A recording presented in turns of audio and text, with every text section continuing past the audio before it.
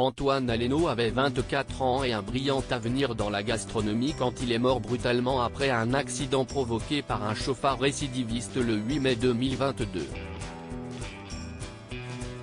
Son père, le chef Yannick Aleno, et sa famille tentent de se reconstruire après ce drame qui a traumatisé leur vie.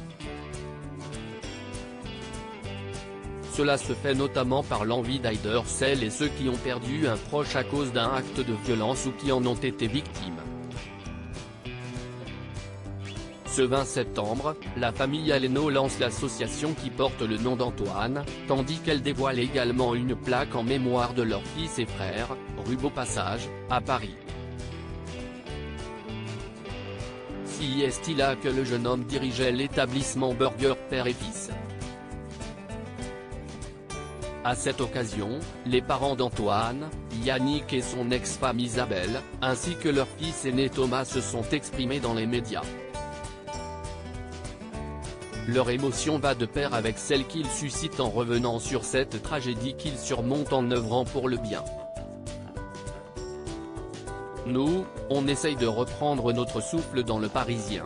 L'ex-femme de Yannick Aleno, Isabelle, est revenue sur la découverte de la mort de son enfant. Des mots bouleversants qui permettent de réaliser, un tant soit peu, l'horreur que traverse un parent quand il apprend le pire. Vous savez, quand vous êtes sur le lieu de l'accident, que votre fils est sous un drap. Après, on vous met dans un camion de pompiers. On vous fait patienter. Vous vous retrouvez ensuite dans un hôpital où on vous tend juste un bout de papier avec un numéro de téléphone. Nous, on essaye de reprendre notre souffle. Personne n'est venu nous aider.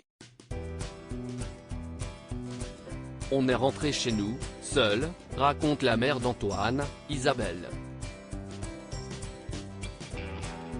Dans le journal du dimanche, Yannick Aleno avait lui aussi décrit la scène sans beaucoup d'humanité qu'il a vécue en arrivant à l'hôpital. On nous a tendu un bout de papier, le contact d'une personne au cas où on aurait besoin de soutien psychologique. Et puis si est tout. Même pas un verre d'eau, confiait-il, amer. Seuls face à l'impensable, les parents d'Antoine ont alors décidé de fonder l'association Antoine Aleno pour que des gens frappés par un tel drame bénéficient au moins d'un accompagnement digne de ce nom, lit-on dans Le Parisien. De plus, des initiatives sont en réflexion pour que de tels drames ne se reproduisent plus ou que des leçons soient tirées pour faire bouger les lignes. La des Fourneaux veut mettre sa notoriété pour transformer sa douleur en action positive. Si est donc chose faite, 4 mois après le drame.